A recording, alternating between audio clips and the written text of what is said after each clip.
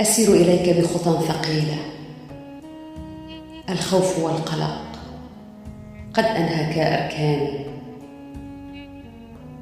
إصرار بالمضي لمتابعة المسير، ما من خيار لا سبيل.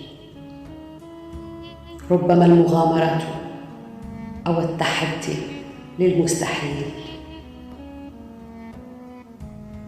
ربما اللهاث لتحقيق حلم رافض الرحيل.